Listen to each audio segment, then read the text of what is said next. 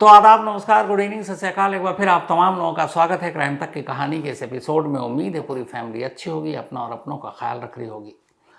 अपने पूरी crime reporting के करियर में पहली बार आज ये स्टोरी मुझे सुनने को मिली और पहली बार ऐसा कुछ देखने को मिला जो इससे पहले कभी नहीं हुआ। बल्कि मुझसे पहले भी जिन लोगों ने भी क्राइम रिपोर्टिंग की, शायद उन्होंने भी अपनी ज़िंदगी में ऐसी स्टोरी नहीं सुनी होगी। किसी भी स्टेट का जो पुलिस हेडक्वार्टर होता है, मतलब वो सबसे बड़ा उन पुलिस अफसरों का, सारे सीनियर पुलिस अफसर एक छत के नीचे होते हैं। पूरे स्टेट के जितने भी senior top most police officer, और उनमें भी उस स्टेट का सबसे बड़ा पुलिस अफसर जिसको हम लोग डीजीपी कहते हैं, डायरेक्टर जनरल ऑफ पुलिस, यानी पुलिस महानिदेशक। जैसे दिल्ली में है, दिल्ली में स्टेट तो है नहीं, यूटी है, यूनियन टेरिटरी, तो यहाँ कमिश्नरेट सिस्टम है। तो दिल्ली का जो बॉस होता है पुलिस का, वो पुलिस कमिश्नर कहलाता है। तो दिल्ली में भी एक पुलिस हेडक्वार्टर है। उसी तरीके से हर स्टेट के कैपिटल में, राजधानी में, उस स्टेट का पुलिस हेडक्वार्टर होता है जहाँ डीजीपी बैठते हैं। अब एक स्टेट का एक डीजीपी सुबह घर से निकले, पुलिस हेडक्वार्टर जाए, अपने दफ्तर में पहुँचे, 1.5 घंटे तक खुद को कमरे में बंद रखे, इसके बाद दरवाज़ा अंदर से बंद रखे, 1.5 घंटे बाद उनके पीएसओ या फिर सिक्योरिटी गार्ड को डाउट हो, कोई फ़ोन ना उठाएं, ना मोबाइल, ना लैंडलाइन नंबर, जो रिसेप्शन से फ़ोन उनको फॉरवर्ड किया जा रहा वो भी ना उठाए, तो फिर लोगों का घबराना लाजमी है। और उसके बाद 1.5 घंटे जब बीत जाते हैं, पुलिस हेडक्वार्टर के अंदर डीजीपी के ऑफिस का दरवाज़ा तोड़ने की नौबत आ जाती है। फिर दरवाज़ा तोड़ा जाता है और अंदर जो कुछ मिलता है। ये देश का पहला केस है। कहानी है त्रिपुरा की। त्रिपुरा हमारे देश का एक छोटा सा राज्य, अमूमन ये खबरों में नहीं रहता है, और इसीलिए जितने भी न्यूज़ चैनल हैं, बाकी अगर आप बात करें, जो टीआरपी सेंटर कहलाता है, जो मीटर होता है, तो त्रिपुरा वो स्टेट है जो टीआरपी सेंटर में जिसकी गिनती नहीं होती। तो अमूमन ये खबरों से कटा रहता है। यहाँ क्या कुछ होता है, जब तक कोई बहुत बड़ी खबर ना आए तब तक लोग उस तरफ ध्यान नहीं देते। इसी त्रिपुरा की राजधानी अगरतला में अभी सैटरडे 2 दिन पहले 18 जुलाई को 92nd त्रिपुरा पुलिस का पासिंग आउट परेड थी। मतलब जो पुलिस वाले सक्सेसफुल पास हुए अपनी ट्रेनिंग के बाद, तो उनकी एक पासिंग आउट परेड हुआ करती है। तो अगरतला त्रिपुरा की राजधानी में ये पासिंग आउट परेड थी, और ये तस्वीर उसी वक्त की है। इस परेड में तमाम नए पुलिस वाले, नए रंगरूट सब शामिल होते हैं, और स्टेट के मुख्यमंत्री, चीफ मिनिस्टर इसके चीफ गेस्ट थे, और मेन गेस्ट जाहिर सी बात है त्रिपुरा पुलिस के मुखिया यानी डीजीपी थे, अनुराग धनखड़, 1994 बैच के आईपीएस अफसर, इंडियन पुलिस सर्विस। तो यहाँ पे बाकायदा पासिंग आउट परेड में वो शामिल होते हैं। इसके बाद वो वहाँ से अपनी बात भी रखते हैं, फिर मीडिया से भी बात करते हैं। ये सारी तस्वीर उसी दिन की, उसी वक्त की है। ठीक 48 घंटे पहले की इस तस्वीर को देखकर कोई अंदाज़ा भी नहीं लगा सकता कि 48 घंटे बाद क्या होने वाला है। क्योंकि डीजीपी साहब बिल्कुल नॉर्मल, बिल्कुल ठीक ठाक अपनी सारी ड्यूटी को उन्होंने बड़े अच्छे से पूरा किया, मीडिया से हंस हंस कर बातें की, चीफ मिनिस्टर को रिसीव किया, सी ऑफ किया, पासिंग आउट परेड में फिर सलामी भी ली, और ये ख़त्म होता है। उसके बाद सैटरडे का दिन फिर वो अपने घर चले जाते हैं। फिर कल संडे छुट्टी। और त्रिपुरा वैसे भी बाकी बड़े शहरों की तरह वहाँ पे क्राइम को लेकर इतना वो नहीं है, तो एक तरह से एक पीसफुल आप कहें स्टेट है। तो संडे वो घर पर, 2 दिन बीत गए इस पासिंग आउट परेड के बाद। अब मंडे का दिन आता है। मंडे सुबह अमूमन 10 से 10:30 के दरमियान डीजीपी अनुराग धनखड़ पुलिस हेडक्वार्टर पहुंच जाते हैं अपने सरकारी घर से। तो मंडे सुबह भी वो अपने घर से निकले बिल्कुल नॉर्मल। दफ्तर पहुंचते हैं करीब सुबह का वक्त 10:30 बज रहे थे। मंडे यानी आज 20 जुलाई। सरकारी गाड़ी में दफ्तर पहुंचते हैं। पुलिस हेडक्वार्टर में तमाम जो अफसर थे वो उनको सलामी देते हैं। इसके बाद वो 2 मंजिला इस बिल्डिंग में, पुलिस हेडक्वार्टर वहाँ 2 फ्लोर के, उसमें पहली मंजिल पर फर्स्ट फ्लोर पर डीजीपी साहब का दफ्तर था। फर्स्ट फ्लोर पर ये पहुंचते हैं। फर्स्ट फ्लोर पर जब ये अपने दफ्तर की तरफ बढ़ रहे होते हैं और दफ्तर के अंदर बस कदम रखने वाले थे, तभी वो पलटते हैं और अपने सिक्योरिटी गार्ड और पीएसओ, जो पुलिस हेडक्वार्टर के सिक्योरिटी गार्ड हैं, जो गार्ड खड़े रहते हैं दरवाजे पर, और इनके अपने पीएसओ पर्सनल सिक्योरिटी ऑफिसर, उनको एक हिदायत देते हैं। कहते हैं कि मुझे कुछ ज़रूरी काम है, मैं बहुत बिजी हूँ, तो अगले जब तक मैं ना कहूँ, अंदर से आवाज़ ना दूँ, कोई मुझे डिस्टर्ब नहीं करेगा। डीजीपी साहब का हुक्म किसकी हिम्मत टाले। इसके बाद डीजीपी साहब कमरे के अंदर चले जाते हैं अपने ऑफिस में। अब वो अपने ऑफिस के अंदर है। अब धीरे धीरे वक्त बीत रहा है। करीब 1.5 घंटे बीत गए, 12 बज गए अब दोपहर के। लेकिन न अंदर से डीजीपी साहब ने कोई घंटी बजाई, न किसी को बुलाया, बल्कि इन 1.5 घंटों में कुछ अजीब अजीब चीज़ें हुई जो पहले कभी नहीं हुआ। लास्ट ईयर मई 2025 में उन्होंने डीजीपी का ये पोस्ट संभाला था, त्रिपुरा के डीजीपी बने थे। मई से लेकर 20 जुलाई तक कभी ऐसा इससे पहले नहीं हुआ कि उनके दफ्तर में लैंडलाइन पर फ़ोन आए, और फ़ोन कौन देता है? ट्रांसफ़र नीचे से, रिसेप्शन से, और वो वही करते हैं जो या तो पूछती हैं ट्रांसफ़र की बात करनी है नहीं, या इमरजेंसी फ़ोन हो, मिनिस्ट्री से हो। तो लैंडलाइन पर लगातार घंटियाँ बजती रहीं, पर डीजीपी साहब ने फ़ोन नहीं उठाया, और ऐसा इससे पहले कभी नहीं हुआ। जब भी लैंडलाइन की घंटी बजती, वो फ़ोन ज़रूर उठाते। इसके अलावा उनके मोबाइल पर उनके अपने कुलीग, सीनियर पुलिस ऑफिशियल, क्योंकि उस पुलिस हेडक्वार्टर में तमाम रैंक के अफसर, जो सबसे बड़े अफसर हैं, वो बैठते हैं। उन लोगों ने भी फ़ोन किया, डीजीपी साहब ने फ़ोन नहीं उठाया। 1.5 घंटे बीते, 12 बजा। अब ये हुआ कि ऐसा क्यों? उधर जो बाहर गार्ड हैं और पीएसओ हैं, उन्हें भी लगा कि अब तो बहुत देर हो गई। और अमूमन डीजीपी साहब का रूटीन ये था कि वो जब सुबह दफ्तर आते तो लॉ एंड ऑर्डर और बाकी पूरे त्रिपुरा के अलग अलग जगहों पर क्या हुआ उसकी एक रूटीन मीटिंग किया करते थे और सबसे रिपोर्ट लेते। तो पुलिस हेडक्वार्टर के जो अलग अलग शहरों के इंचार्ज होते हैं उनको बुलाते हैं, उनसे बैठ के बात करते हैं। लेकिन मंडे, मतलब नए वीक की शुरुआत, और मीटिंग शेड्यूल होता है, लेकिन कोई मीटिंग नहीं, न किसी को उन्होंने बुलाया और किसी का फ़ोन नहीं उठा ले। जब 12 बज गया तो फिर हैरानी हुई और थोड़े परेशानी भी हुई लोगों को कि डीजीपी साहब कर क्या रहे हैं।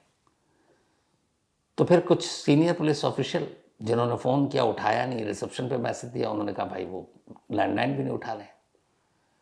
तो वहाँ पहुँचे, इधर फिर गार्ड और वो खड़े, उन्होंने कहा कि एक बार अंदर पूछ लो डीजीपी साहब फ्री हुए कि नहीं। बाहर से अब आवाज़ दी गई, दरवाज़ा नॉक किया गया, अंदर से कोई रिस्पॉन्स नहीं। थोड़ी देर के बाद अब सीनियर पुलिस ऑफिशियल भी दरवाजे पर, अब उन्होंने दरवाजे को नॉक करना फिर से शुरू किया, ज़ोर ज़ोर से पीटना शुरू किया, कोई आवाज़ नहीं। अब सबको फिक्र सताने लगी, कुछ तो गड़बड़ है। इसके बाद ये तय हुआ कि अंदर से कोई आवाज़ नहीं आ रही, कोई रिस्पॉन्स नहीं है, दरवाज़ा तोड़ दो। थोड़ी सी मशक्क़त के बाद अब दरवाज़ा तोड़ दिया गया। जब दरवाज़ा टूटा और पुलिस अफसर अंदर दाखिल हुए तो देखा डीजीपी साहब अपनी कुर्सी पर नहीं है। सामने जो उनके सोफ़ा और बाकी चीज़ें लगी रहती हैं, जो गेस्ट आता है वहाँ पर भी नहीं है। तो पूरे दफ्तर में कहीं पे भी डीजीपी साहब नज़र नहीं आए। तभी एक पुलिस ऑफिशियल उसी उनके दफ्तर के अंदर बने जो उनका पर्सनल वॉशरूम है, उसका दरवाज़ा खोलता है। जैसे ही दरवाज़ा खोलता है, सन्न रह जाता है। अंदर डीजीपी साहब की लाश पड़ी थी। डीजीपी साहब ने शायद अपनी जान दे दी थी। आमतौर पर अमूमन ऐसे केस में ये होता है जिसमें खुद कोई मर जाता है तो बॉडी को उतारता भी नहीं है, पुलिस को फ़ोन किया जाता है ताकि पुलिस आए, वो बॉडी को उतारे और फिर बाकी की कार्रवाई के बाद हॉस्पिटल ले जाते हैं। लेकिन यहाँ अजीब मंजर ये था कि स्टेट के सबसे बड़े पुलिस ऑफिशियल की पुलिस हेडक्वार्टर के अंदर, उन्हीं के दफ्तर में, उन्हीं के दफ्तर के अंदर उनकी लाश पड़ी है। अब जाहिर सी बात है, उस लाश को उतारने के लिए किसी पुलिस वाले को कॉल करने की भी ज़रूरत नहीं है, क्योंकि सारे पुलिस ऑफिशियल तो वहीं मौजूद हैं और वो एक पुलिस हेडक्वार्टर है। इसीलिए बिना देरी किए लाश को उतारा गया और फिर सारे पुलिस ऑफिशियल लाश के साथ पास के government hospital Govind Ballabh Pant DV hospital वहाँ का, उसमें ले जाया गया। वहाँ ले जाने के बाद जैसे ही अस्पताल के एडमिनिस्ट्रेशन को पता चला कि जो शख्स इस वक्त लाया गया है वो स्टेट का डीजीपी है, हड़कंप मच गया, सारे डॉक्टर इकट्ठा हो गए। अब जो ये तस्वीर मैं आपको दिखा रहा हूँ ये उसी वक्त की है जब डीजीपी साहब को जीबी हॉस्पिटल में लाया गया। और ये तमाम डॉक्टर आप देख रहे होंगे, एक डॉक्टर ज़ोर ज़ोर से पुश कर रहे हैं। असल में वो डॉक्टर साहब डीजीपी साहब को सीपीआर देकर उनकी सांसें वापस लाने की कोशिश कर रहे हैं। सीपीआर अमूमन सीने पर दबाव डालकर कोशिश की जाती है आखिरी वक्त में कि सांसें लौट आएं। तो ये वो उसी वक्त की तस्वीर है। कुछ देर की कोशिश होती है लेकिन कामयाबी नहीं मिलती। दोपहर के 12:48 पर 20 जुलाई मंडे डॉक्टर डीजीपी अनुराग धनखड़ को डेड डिक्लेयर कर देते हैं, उन्हें मुर्दा करार देते हैं। अब इसके बाद लाश को पोस्टमार्टम के लिए भेज दिया गया।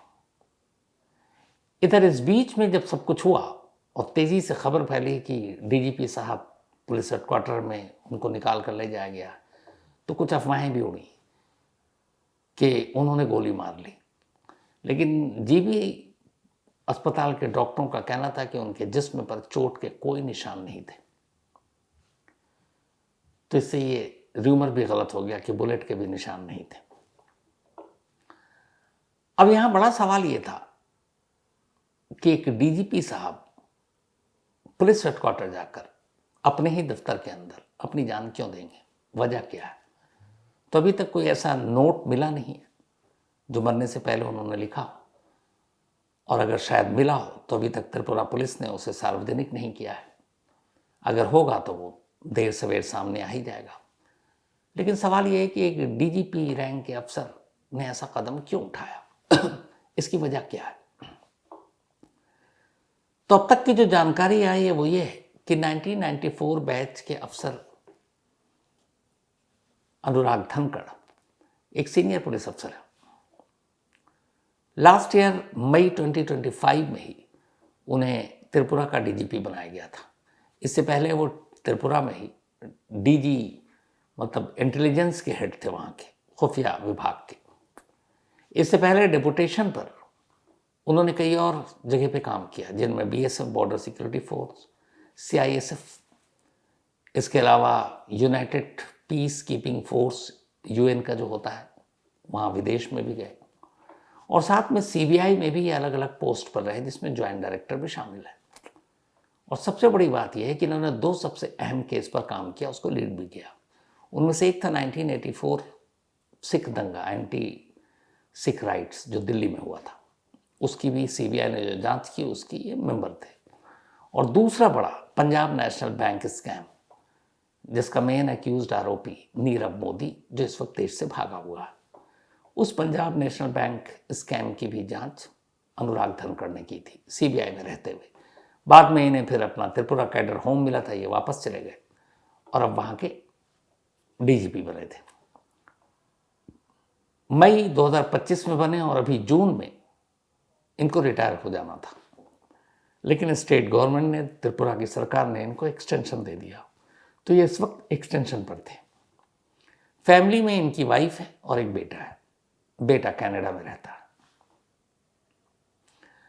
अब जो हमारे रिपोर्टर ने खबर दी त्रिपुरा से, तन्मय चक्रवर्ती हमारे रिपोर्टर है वहां पे, उन्होंने बताया कि हस्बैंड वाइफ के रिलेशन पिछले काफी वक्त से ठीक नहीं थे। आमतौर पर झगड़ा होता था, लेकिन ये हर परिवार में होता आम बात है। संडे की रात को पति पत्नी में फिर से झगड़ा हुआ, यानी कल रात को, और उस झगड़े के बाद आज सुबह ही वो अपने घर से निकलते हैं और सीधे पुलिस हेडक्वार्टर पहुंचते हैं और अपने गार्ड से, पीएसओ से कहते हैं कि कोई उन्हें डिस्टर्ब ना करे। और पुलिस हेडक्वार्टर जाने के बाद 1.5 घंटे तक कमरे में बंद रहते हैं और 1.5 घंटे बाद उनके दफ्तर से उनकी लाश बाहर आती है।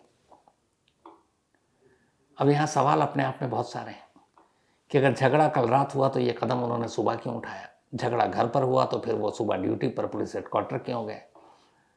अगर ऐसे ही कदम उठाना था तो वो घर पे भी उठा सकते थे, पुलिस हेडक्वार्टर में अपने दफ्तर के अंदर क्यों?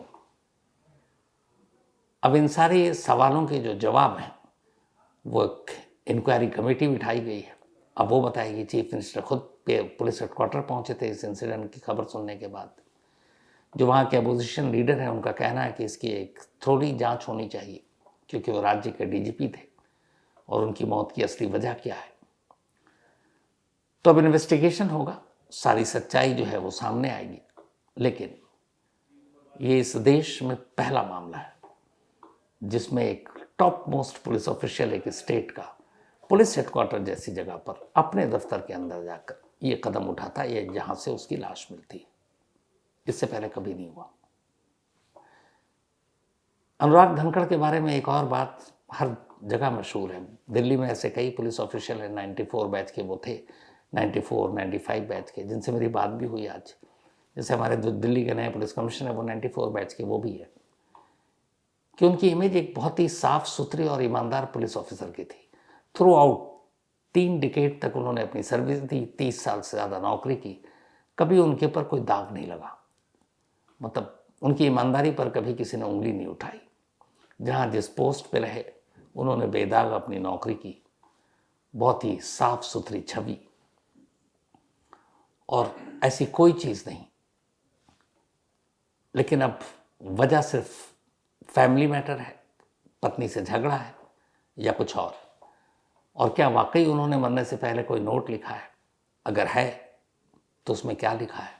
इसके लिए हमें थोड़ा इंतज़ार करना पड़ेगा, क्योंकि ये आज सब कुछ दोपहर के बाद से ही शुरू हुआ। आप मान के चलिए कि 12 बजे तो PHQ में हुआ, 12:48 पर उन्हें मुर्दा करार दिया गया। तो जो भी होगा इस पर अपडेट मैं आगे आपको ज़रूर दूंगा। लेकिन ये एक बेहद अफसोसनाक खबर थी। तो आज की इस अफसोसनाक खबर में इतना ही। अब आपसे मुलाकात होगी कल रात 9 बजे किसी नई कहानी के साथ। तब तक अपना और अपनों का ख्याल रखिएगा। Thank you very much.